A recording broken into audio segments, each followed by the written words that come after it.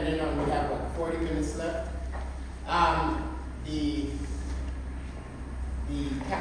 Stereochemistry, right? So chirality is something that we see in nature all the time. Our hands are chiral, meaning that if you try to put our hands on top of one another, they don't match, right? So if you look at your two hands and you keep them this way, and you try to put them on top of each other, they actually don't match up, right? They look similar, they're mirror images. So if you put them as a mirror, they do match. But when you try to superimpose, so superimpose just means put one on top of each other, they don't match. If you put it on like this, it's still a mirror, right? But what we're talking about is like this. So we actually see chirality in nature all the time. And what we're looking at is how does this play a role in our, the chirality play a role in stereochemistry, which is something that we see happening all the time. So one of the way we always think about it, if I have a glove for one hand and I try to put that glove on the other hand, it won't fit.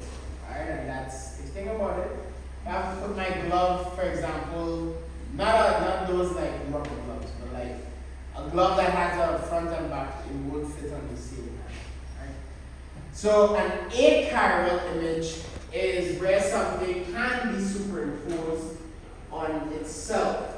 So that means that if I take the image in mirror, they look the same, and then if I put them on top of each other, they also look the same. Alright? So an example is like a chair. So a chair, not these chairs, but like these chairs would be chiral because if you make a mirror image of the chair, it's not really superimposed. But like say for example, there's a regular chair like that. In the mirror it looks the same, and if I put the chair on top of the chair, it will also look the same. Alright, so that's achiral, and we're going to see how achiral versus chiral looks different. Alright, so when we talk about stereoisomers, we're talking about different types of stereoisomers. We'll talk about diastereomers, but for right now, the main one we'll focus on is enantiomers, right? So I want you to write this definition down. It's basically non-superimposable mirror images, right? So different molecules with different properties. I'll have you write that down first and I'll explain why that's important. Alright?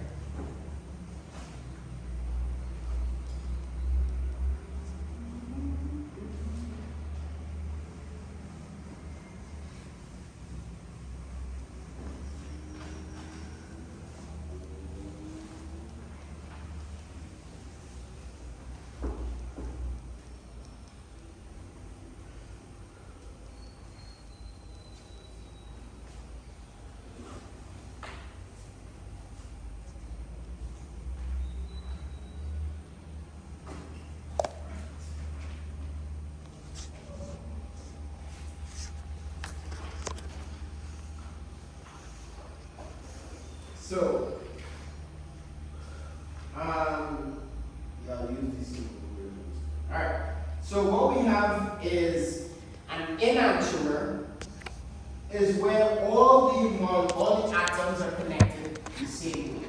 Meaning that we have, if you look at that molecule, all of them, we have a carbon with 3 hydrogens connected to another carbon with 2 hydrogens connected to another carbon with a hydrogen, bromine, and then a methyl group on top. So they're both the same exact connection, but they're only different where that bromine and where that hydrogen is, right? So the bromine and hydrogen are in different places or on different sides. Now, you may think that it's the same exact molecule, but it's not. The way how it's drawn actually shows that if you try to put, they're mirror images, but if you try to put the right molecule and you turn it to fit on top the left molecule, what you're going to see is, so right now how it's drawn as a mirror image, they look the same, right? They look the same, hydrogens in back, bromides in front.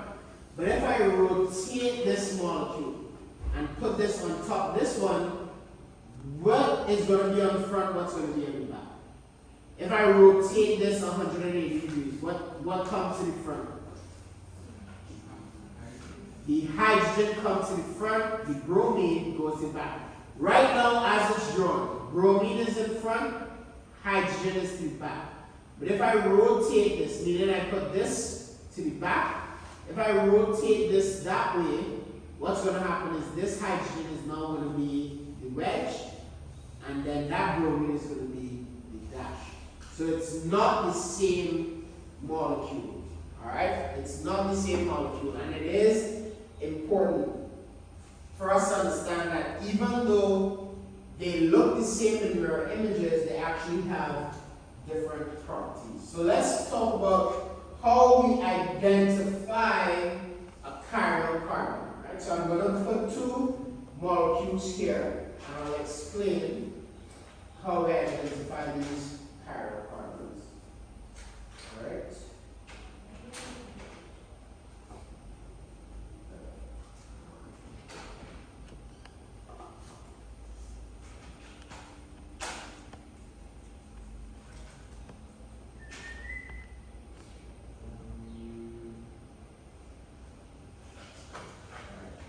So,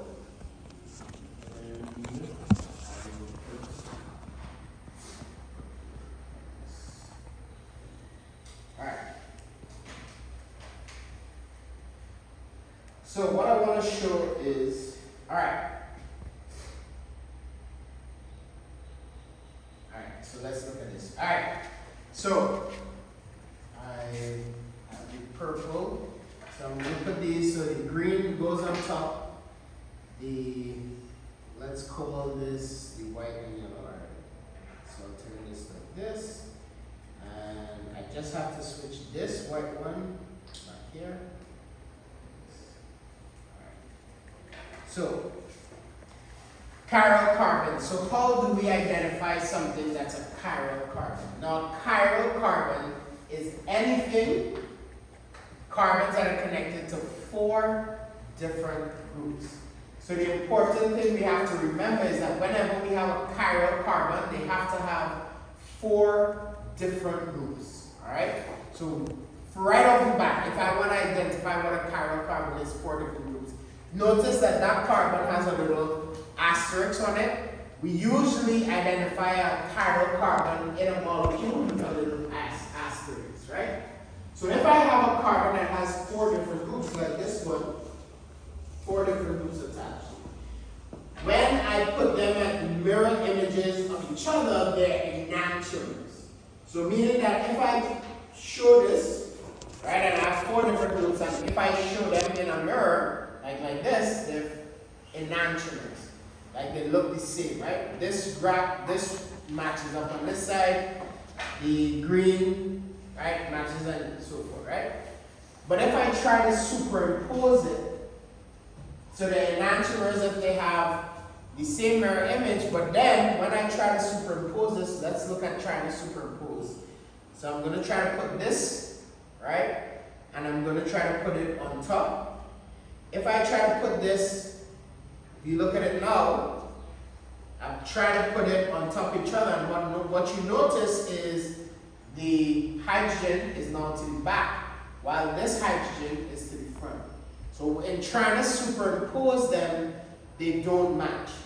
When I have them as mirror images, they do match. And the only way that works is because they have 4 different groups attached. So anytime you think about an enantiomer, check to make sure that carbon has 4 different groups attached. Now what happens when we don't have 4 different groups attached? Say 2 of my bonds have the exact same atoms. So 2 of my bonds have the exact same atoms. So let's look at this example.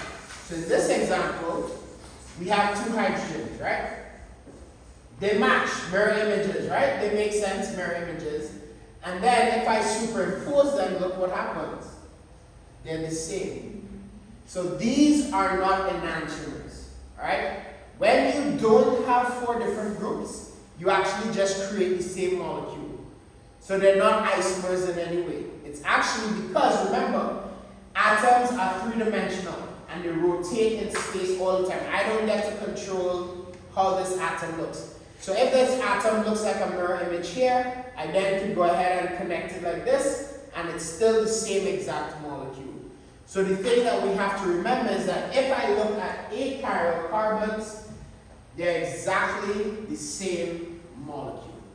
Alright, so it's the same structure. Once you superimpose it on each other, they're the same structure. So when images of the superimposed compound is achiral, meaning that it's the same structure. Three-dimensional, you'll see how that works, right? That's how it matches. So the easiest way to remember is that a chiral carbon has to have four different groups attached. Alright? Everybody following so far? Let's go back to the first example that they showed of the enantiomer. If you look at this carbon, alright, let's look at this carbon here. Does it have four different things attached to it? Yes, it has an ethyl group, a methyl group, a hydrogen, and a bromine. So any carbon that has four different things attached will make an enantiomer. Does that make sense? So it's important for us to remember that, right? Simple, right? Pretty simple to remember. Alright. So one other thing about achiral carbons is achiral carbons will also have a plane of symmetry. Right? A plane of symmetry. So if I were to cut the achiral carbon down the middle, so say for example, let's look at this. Everybody looking at it. So we're going to look at this top dot. So it was like this, so I'm just going to change it so that we have like this way, right? So if I put this like this, what you notice is that if I cut this down the middle, it will have a plane of symmetry, meaning that on this side is the same as that side. If I cut this down the middle, this side and that side are exactly the same. Achiral carbons, what do you think that they don't have? They don't have planes of symmetry. Whether I turn this way, or this way, or this way, or this way, any way that I cut it, it's not going to have a plane of symmetry.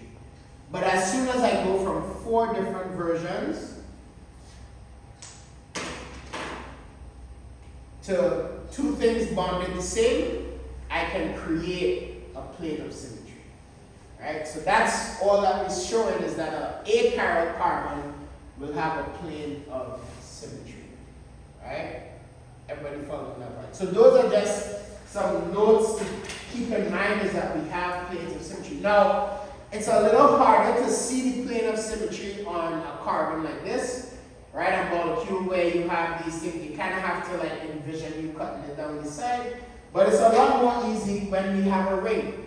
So if we look at a ring, which again, if you all are going to do biochem, or you're all going to do any sort of biology and so forth, you will notice that you will deal with a lot of rings, right? A lot of our molecules in biology have rings. And knowing the difference between an achiral ring and a chiral ring is important, right? So, on one side I have cis 1,2-dichlorocyclopentane, right? Because those chlorine groups are both on the same side, as mirror images, they look the same, right? And then if I switch it over to the other side, they also superimpose on each other. The one thing I want to point out is this.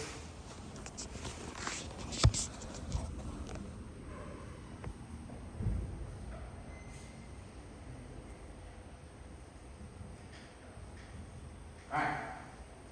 Remember, for us to have an enantiomer, we have to have a chiral carbon with four different groups attached.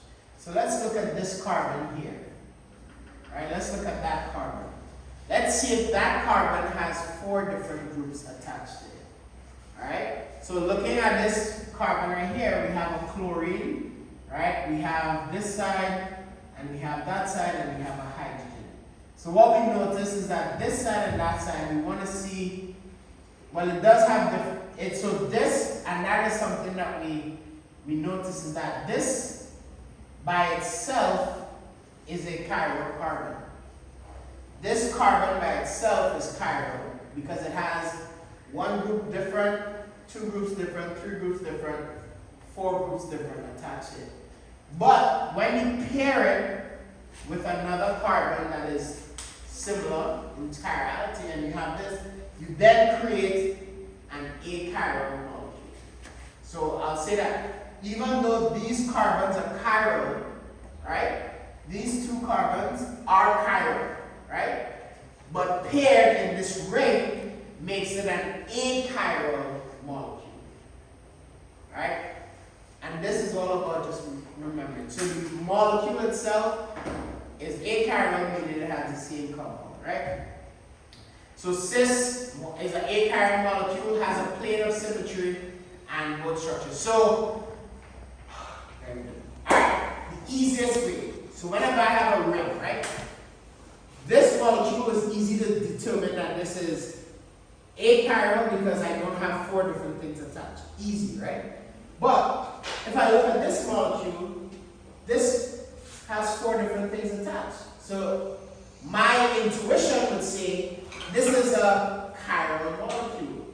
But back to what this says, for an achiral molecule, if it has a plane of symmetry, then it's achiral. So if the overall molecule has a plane of symmetry, it's achiral. So now let's go back and we look at this molecule here, this cis, and if you cut it down the middle, it's the exact same path. So once it has a plane of symmetry, guys, you call it an achiral molecule. If the molecule does not have a plane of symmetry, like our trans over here, then you get an chiral molecule. So the trans, because if you cut this down the middle, the left side and the right side don't look the same. Make sense? Alright, let's look at this molecule again. Let's go this way. If I try to make a plane of symmetry here, does the right and left side look the same? No. So if I try to do it like, say I go down this one, does the left and right side look the same? No. But then if I go down this way, then I have a left and right side. If I do the trans version now, right? So if I try to do the trans version, so now with the trans version, we already established that these other carbons don't make a plane of symmetry. So if I try to put it down this side, what you see is this side and this side don't match. And when you don't have a plane of symmetry, you have a chiral molecule. Alright? Chiral molecule. Different than saying a chiral carbon. Alright? So chiral molecule. So now you have enantiomers. Right? And those enantiomers is what creates different compounds. Remember again, enantiomers are two different molecules. Right? So whenever I have stereoisomers that are enantiomers, they're two different molecules with two different sets of properties. And you'll see why that's important as we go forward. Alright. So now let's try to identify how do we name, or what do we give as the identity of our chiral carbons. So we're only looking at chiral carbons here, right? So chiral carbons, we're going to determine whether we have R or S stereochemistry.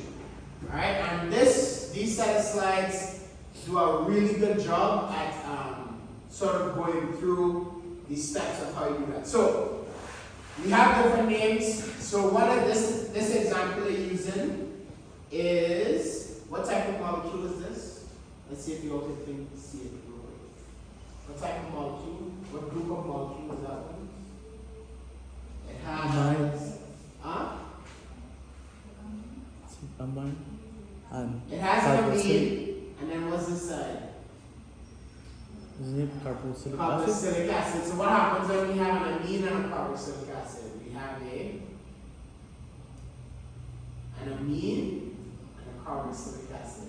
An amine, carboxylic acid. Amine, acid. Amine, acid. Amino, acid. Alright? So because it has an amine, and it has an acid, it's an amino acid. So alanine is an amino acid. We find that in our protein structures. And that's why I always try to identify, okay, because again, most of you all are doing, I don't think, is anybody just chemistry? Nobody just wants to do chemistry. Alright, so most of y'all are biology and chemistry. So because of that, we try to have examples that have biological, right? So alanine is a amino acid that we find in our protein structure. And it has a chiral carbon because what does this carbon have? How do we know this is a chiral carbon? The asterisk. Has 4 different. Or what? 4 different things attached, right? This carbon on the top is not chiral because it only has 3 things attached. So this has 4 different things attached. So because of that, we have a chiral carbon, right? So 4 different things give us chiral.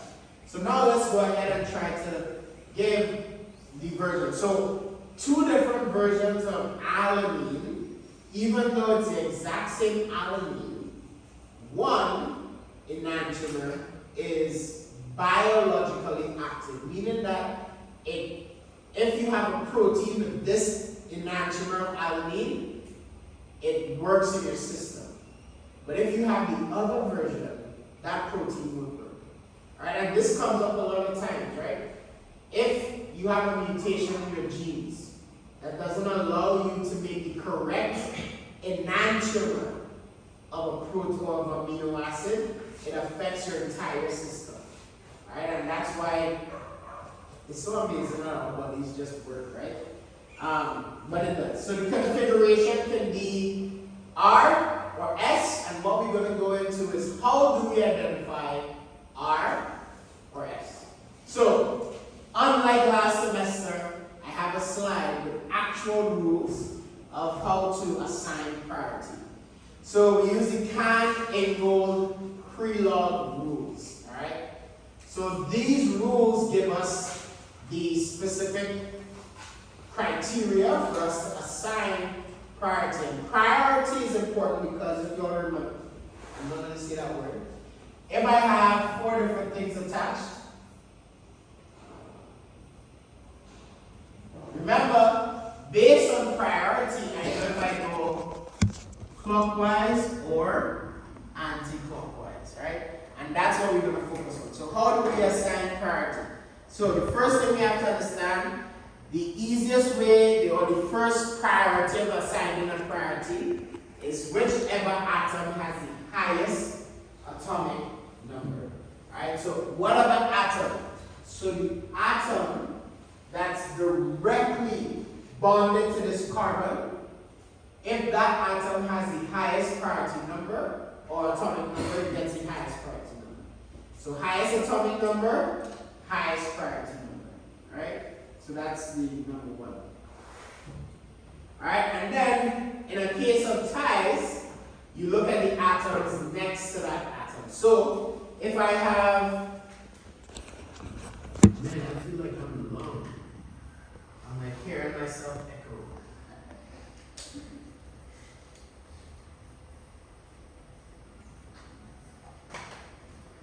Alright, so let's look at the priority real quick. So if I look at this, my highest atomic number, all 3 of these are carbon. So all 3 of these have the same atomic number, which means they're all in a tie. So what I do is I now look at the next atom that's bonded to these carbons and determine if that is a higher priority. So now let's look at these 3 carbons. This has a carbon, this has an oxygen, that has a hydrogen. Which one will give my priority number 1? The oxygen, right? Oxygen has a higher priority than the carbon, than that hydrogen. So this will be my priority 1. Does that make sense? Yeah. Alright? So then priority 1, then will priority 2 be? Priority 2, then priority 3, right? And 4. We're not going to talk, we will talk about what happens when we have this and explain. So, alright, so we have that so far. So if we have a thing. The other thing we have to take into account is if we have double or triple bonds, we consider it as that atom having two carbons attached to it. So for example, if this was double bonded, right, and if this was a carbon here, right, we consider this carbon, right, so first off, this is a tag, right, then we already know this oxygen gets priority number 1. But if we compare this carbon and this carbon is double bonded to another carbon, this carbon is single bonded to another carbon. So the double bonded carbon gets higher priority than the single bonded carbon. And the reason is that these double bonds count as this carbon being bonded to 2 carbons. Does that make sense? So we look at the bonds and the number of bonds and we treat it like if it's bonded to more than 1. Alright? So that double bond, it acts as if it's double bonded. Right? Alright, so now let's assign RNS. So RNS, first thing we have to understand is in a three-dimensional molecule.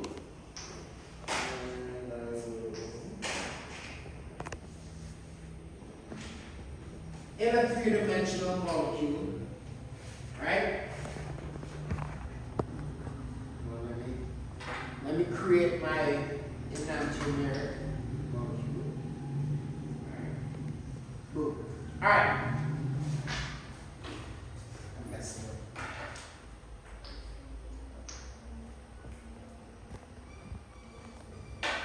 All right. So mirror images. All right. Assigning RNS. Now, if I were to rotate, and we always assume that the white is the white hydrogen, the hydrogen, right? So in this version, my hydrogen is, well, all right, I'll put it this way. In this version, my hydrogen is to the back. So when I assign priority, I assign, say for example, this is 1, 2, 3. My hydrogen is in the back, so that's the lowest priority molecule. So I do clockwise. Well, this is what? Anti-clockwise, so 1, 2, 3. So anti-clockwise, right? If I have it like this, so say for example, this is my version, what I have to do is turn it so that my hydrogen goes to the back. And if my hydrogen goes to the back, now I do 1, 2, 3, which is clockwise. So you all see? So you have to go ahead and rotate your molecule so that your lowest priority group goes to the back. So let me, again, this is 1, 2, 3, right? So this is anti-clockwise, hydrogen to the back, right? When it's like this, say for example, it's like this, I want to rotate the hydrogen to the back and then assign 1, right? 2, 3, which is clockwise, right? Even if I turn it this way, right? The hydrogen is still to the back. It's still 1, 2, 3. It still stays in a clockwise. So whether or not I rotate it, however I rotate it, it still stays clockwise. Does that make sense? But the hydrogen, lowest priority, has to be in the back, right? That's important. All right. So we always take our three-dimensional molecule, put the lowest in the back. Clockwise is considered R, anti-clockwise is S. Alright? So now let's go back to aniline as an example. So let's try and assign priority here. Alright, so looking at these these 4 things attached, is my lowest priority group to the back? Is the lowest priority group to the back? Yes. Alright, it's to the back. The lowest priority group is this hydrogen. Alright, what gets priority number 1? The carboxylic acid? No. Remember, what's the first priority we look at? The atomic number. So this carbon here, right, is attached to a carbon and a nitrogen and another carbon. And the hydrogen is in the back. So which one of these, the carbons or the nitrogen that's priority number 1? Nitrogen. So put priority number 1. Alright. Now we have carbon up top and carbon to the left. So which carbon is going to get priority number 2? Up top. Why does up top get priority number 2? Because of the double bonds and also because it's connected to oxygens while the carbon at the bottom is connected to hydrogen. So then that's 2. And then this one is 3. Everybody follow that part? So 1, 2, 3. Now let's go over to the other side. So carbon, so priority 1 goes to the nitrogen. Priority 2 goes up top here. And priority 3 comes down here. Right? Priority 4 always is the back. So now if you look at this, this is 1, 2, 3. And that's in our anti-clockwise direction. So what is this enantiomer? R or S? This is an S enantiomer. And then on this side we have 1, 2, 3. R. So this is the R. So the S enantiomer is the natural alanine that has the correct isomer. Correct. Everybody see that part? Don't worry, you'll get a chance to. Alright, so we assign it to the back, RNS, right? So once you have the priorities assigned, always put the lowest priority to the front. So what would you all give as this enantiomer? What kind of enantiomer is this? RS?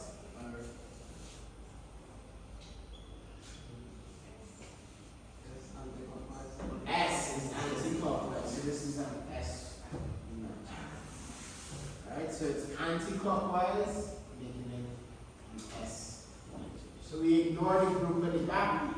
The only reason we assign 4 groups is just to figure out which one is the lowest priority. Right? Alright, so if you take this example where, and you look at it and this group is not to the back, notice the lowest priority group is 4. So 4 is not to the back, so then you have to put it to the back, right? So because of that, you go ahead and switch it around, put the 4 back here. So how you rotate it is you have to rotate it basically 180. So how you rotate is you rotate sort of this way. So, alright. So think of it like this. I'll do this exact. I'll show you all this exact molecule here. So I'll do this exact molecule so you all can see what we're talking about. Alright, so I have the oxygen attached to the hydrogen, and I already have my hydrogen attached. How come your iMessage not working? How come your iMessage not working? I'm just gonna pretend that the hydrogen is attached to the carbon.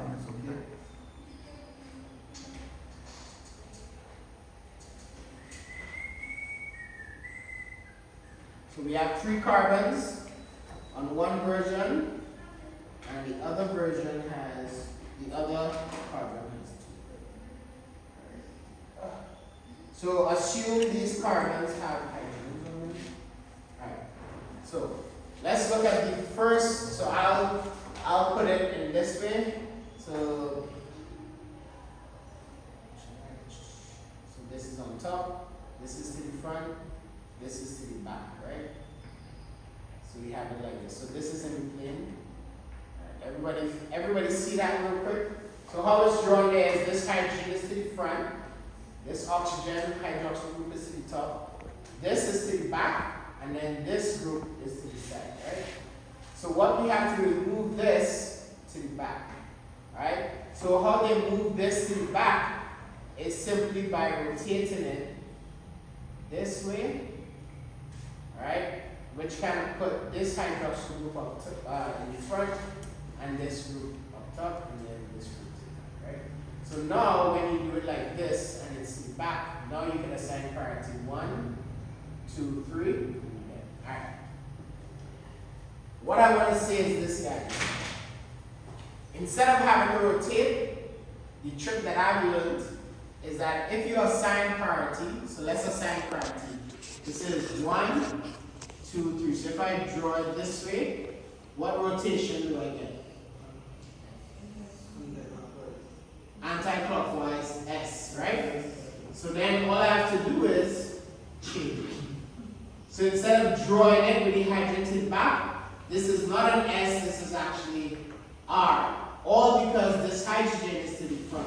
Because look at it now. If I go 1, 2, 3, what do I have?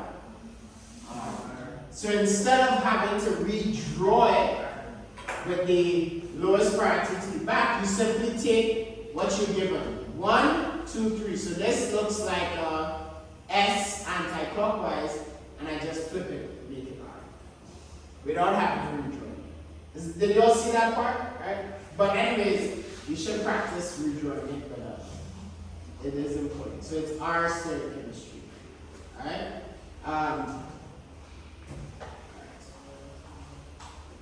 So what I want you all to do is draw this molecule in your notes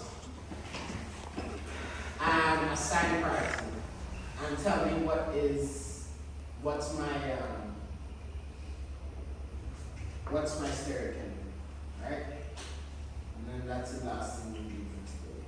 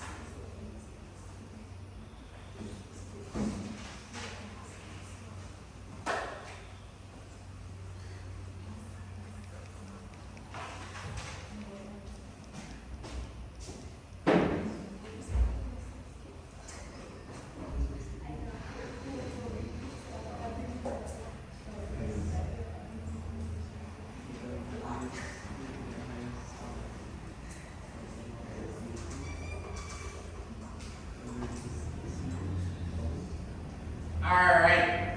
Which group was number 1? You see this group? The double bond. The double bond is number 1. Alright? Because it's double bonded. Remember, that CH3 has hydrogens attached to it. The double bond has a carbon attached to it. So the double bond, so that's number 1. What's number 2 then? The CH2, CH2, CH2, so that's number 2. Alright, and then what's number 3? The CH3 on top, right? And then we get our 4. So then what is the stereochemistry?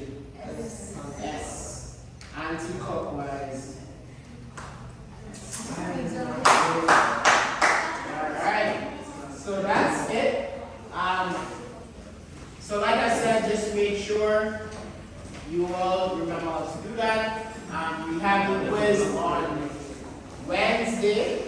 Alright, and I believe I think I explained what the quiz was on the announcement.